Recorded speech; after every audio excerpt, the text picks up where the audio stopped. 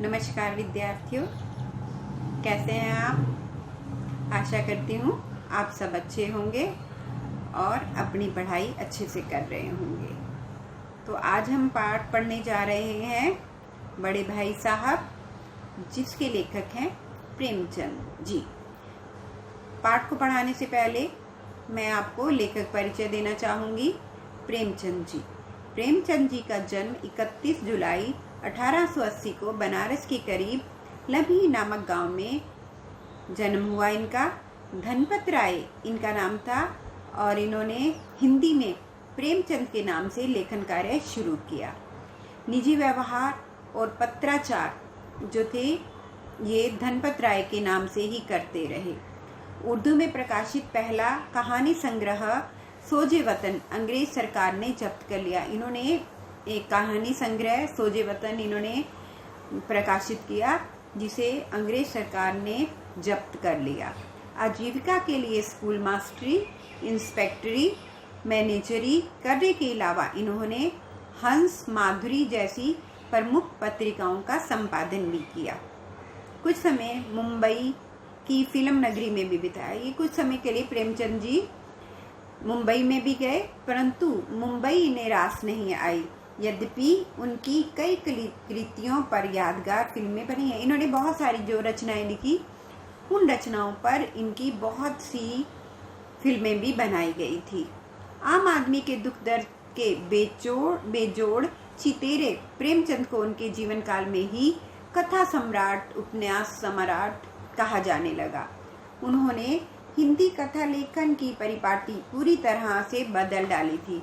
उनकी रचनाओं में उन्होंने उन लोगों को प्रमुख पात्र बनाकर साहित्य में जगह दी जिन्हें जीवन और जगत में केवल प्रताड़ना और लांछन ही मिले थे। बचपन में ही इनकी मदर का जो देहांत हो गया था, तो इनके पिता ने, प्रेमचंद जी के पिताजी ने एक दूसरा विवाह किया। जो सौतेली माँ आई, उनका इनके प्रति व्यवहार अच्छा नहीं था।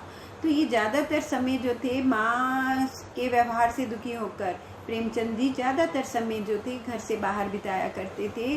तो इन्होंने जो भी अपनी रचनाएं लिखी, उनमें उन लोगों को जगह दी जिन्हें जीवन और जगत में केवल प्रताड़ना और लांछन ही मिले थे।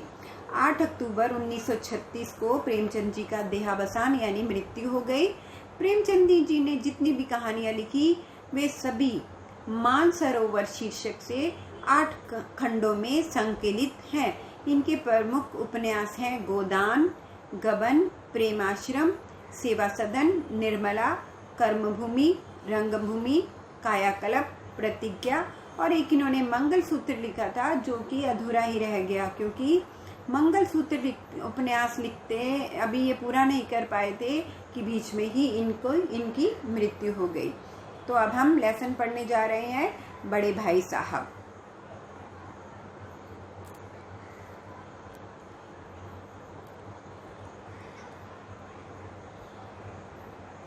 बड़े भाई साहब। बड़े भाई साहब जो है एक मनोवैज्ञानिक कहानी है और इसमें दिखाया गया है कि किस प्रकार आयु में बड़े भाई को अपने बड़े होने की चाह परेशान किए रखती है। उसमें बड़े होने के कारण योग्य गुण चाहे बिल्कुल भी ना हो, फिर भी वह किस प्रकार बड़प्पन के रास्ते निकाल लेता है। कहानी का सार कुछ इस प्रकार है कि बड़ा भाई जो है, बड़े भाई साहब का परिचय। जो बड़ा भाई था वो लेखक का बड़ा भाई 14 साल का था और लेखक जो था वो 9 साल का था। बड़ा भाई 2 साल फेल हो चुका था, इसलिए वह लेखक से केवल 3 दर्जे आगे था।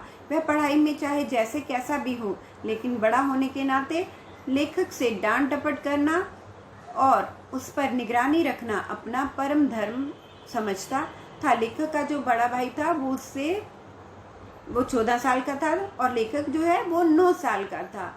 भाई उसका बेशक से उससे 5 साल बड़ा था, परंतु वो उससे सिर्फ 3 क्लास ही आगे था, जबकि दोनों ने सेम उम्र में जो था पढ़ना शुरू किया था। और लेखक का जो भाई था, बड़ा भाई था, वो बड़ा होने के नाते लेखक से डांट टपट करना और उस पर निगरानी रखना अपना परम कर्तव्य समझता था। लेखक देखना चाहता था कि उसका बड़ा भाई अक्सर किताबें खोले बैठा रहता है। अब जो छोटा भाई है वो देखता था कि पहले ज़माने में लोग जो थे बड़े भाई की बहुत रिस्पेक्ट किया करते थे। आजकल तो बच्चे नहीं करते हैं, बड़े भाई को, इवन माँ बाप को भी आगे से जवाब दे देते हैं। पर पहले ऐसा नहीं होता था। पहले लोग जो थे अपने बड़े भाई का सम्मान किया करते थे, चाहे वो उनसे 1 ही साल बड़ा क्यों ना हो। पर यहाँ तो बड़ा भाई उसका 5 साल बड़ा था। तो लेखक का जो बड़ा भाई था वो बड़े होने के नाते लेखक को डांटता भी था और उसके पर निगरानी रखना अपना परम कर्तव्य समझता था। और लेखक देखता था कि जो उसका बड़ा भाई है वो अक्सर किताबों को खोले बैठा रहता है, हमेशा अध्ययनशील था उसका बड़ा भाई, हमेशा किताबों को खोल के बैठा रहता था। परंतु वो देखता था कि उसका वो किताबें तो खोल के रखता था परंतु उसका दिमाग कहीं और ही होता था। वह अपनी कापियों और किताबों पर चिड़ियों कुत्तों की तस्वीरें बनाता रहता या एक ही बार को नाम को कई बार लिखता रहता था। और वो ऐसी ऐसी बेतुकी बातें लिखता था जिनका कोई भी अर्थ नहीं होता था। परंतु लेखक इन सब चीज़ों को देखता था, छोटा भाई इन सब चीज़ों को देखता था, परंतु बड़े भाई से ये सब चीज़ें पूछने की उसे हिम्मत नहीं होती थी। अब बड़े भाई साहब उसको क्या क्या नसीहतें देते थे। छोटा भाई था, छोटे भाई को जो भी बड़ा भाई बोलता था उसे माननी पड़ती थी। अब बड़ा भाई उसे क्या क्या नसीहत दिया करता था। अब लेखक का जो था बड़ा भाई सारा दिन पढ़ता था, लेखक का मन पढ़ाई में बहुत कम लगता था और जब भी उसे मौका मिलता वह हॉस्टल से निकलकर मैदान में आ जाता और खूब खेलता था। कभी दोस्तों से गप्पे मारने में, कभी झूला झूलने में का मजा। परंतु कमरे में पहुंचते ही बड़े भाई पूछते थे कहाँ थे, और उनका रुद्र रूप देखकर लेखक कांप जाता था। लेखक जो था जब मैदान में चला जाता था, खूब खेलता था, तो वो भूल जाता था कि हॉस्टल में उसके बड़े भाई भी उसे इंतज़ार कर रहे होंगे। और खेलने के बाद जब बहुत समय के बाद जब वो कमरे में पहुंचता था तो कमरे में पहुंचते ही सबसे पहले उसको लेखक के भाई से पूछते कहाँ थे, और उनका गुस्से वाला रूप देखकर लेखक कांप उठता था। वह मौन धारण कर लेता था, चुप रहता था लेखक, क्योंकि पता था कि बड़े भाई हैं और उनके सामने मैं कुछ भी नहीं बोलूँगा। वो कुछ भी नहीं बोलते थे। इस पर बड़ा भाई स्नेह और रोष भरा उपदेश दे दिया करते थे। अब बड़े भाई तो बड़े थे, चाहे वो उनसे 5 साल ही बड़े हों, तो वो उससे उनको गुस्से वाला भी और थोड़ा से प्रेम से डांटते हुए उसको उपदेश दिया करते थे। और क्या कहते थे कि अंग्रेजी पढ़ना हंसी खेल नहीं है। मैं दिन रात आंखें फोड़ता रहता हूँ, तब जाकर यह विद्या आती है। बड़े बड़े विद्वान भी शुद्ध अंग्रेजी लिख नहीं पाते। मुझे देखो, मैं कोई खेल तमाशा भी नहीं देखता, फिर भी एक ही क्लास में 2-3 साल लगते हैं। तुम यूं ही खेलते रहते हो तो तुम्हारी उम्र बीत जाएगी। अगर तुम्हें ऐसा ही करना है तो तुम अपने घर ही चले जाओ ना। दादा की मेहनत की कमाई को यूं बर्बाद मत करो। अब लेखक का बड़ा भाई जो था उसे उपदेश देता कि अंग्रेजी जो है पढ़ाई ऐसी ही नहीं है कि आप बिना पढ़े ही तुम्हें सब कुछ आ जाएगा, और अंग्रेजी पढ़ना तो हंसी का खेल ही नहीं है। तुम मुझे देख रहे हो कि मैं दिन रात अपनी आंखें फोड़ता हूँ और तब भी मुझे ये विद्या नहीं आ रही है। और बड़े बड़े विद्वानों को तुमने देखा होगा, वे तो शुद्ध इंग्लिश जो है वो लिख भी नहीं पाते। और तुमने मुझे तो देखा होगा, मैं भी तुम्हारी तरह बच्चा ही हूँ। मेरा भी दिल करता है कि मैं बाहर खेलने जाऊँ, कुछ करूँ, परंतु मैं कभी भी कोई खेल तमाशा क्रिकेट कुछ भी नहीं खेलता। और फिर भी मैं एक ही क्लास में 2-3 साल लगता हूँ, और तुम सारा दिन खेलते हो, तो तुम कैसे पास होगे? तुम्हें तो एक ही क्लास में, मेरे हिसाब से मुझे लगता है कि तुम्हें तो एक क्लास पास करने में पूरी जिंदगी लग जाएगी। इससे तो अच्छा है कि अगर तुमने नहीं पढ़ना तो तुम घर ही चले जाओ। क्यों पिताजी की मेहनत की कमाई को बर्बाद कर रहे हो? अब जब लेखक का भाई उसे डांटता तो लेखक घबरा जाता था। छोटा भाई जो था डर जाता था, बड़े भाई के सामने तो बोलता तो नहीं था, और मन ही मन सोचता कि अच्छा है घर ही चला जाऊं, क्योंकि जितना बड़े भाई पढ़ते हैं उससे उतना तो मैं पढ़ ही नहीं सकता कभी भी, तो मेरे लिए तो अच्छा है कि मैं घर ही चला जाऊं। लेखक का टाइम टेबल बनाना, थोड़ी देर वो सोचता रहता कि अच्छा है घर चला जाता हूँ, पढ़ाई मेरे बस की बात नहीं है। फिर थोड़ी देर बाद जब 2-3 घंटे शांत हो जाता तो फिर सोचता कि नहीं, मुझे पढ़ना चाहिए। और पढ़ने के लिए वो क्या करता था, वो सोचता कि चलो अब टाइम टेबल बनाता हूँ। बड़े भाई की कड़ी बातें सुनकर लेखक खूब रोता पछताता। अब बड़े भाई जब उसको डांटते तो लेखक खूब रोता था, पछताता था, और उनकी बड़े भाई की बातें जो थी लेखक को बहुत चुभती थी और लेखक का कलेजा कांप जाता था। वह निराश हो जाता था, परंतु कुछ देर बाद फिर से हिम्मत लौटाती और वह पढ़ाई में जी लगाने का इरादा करते।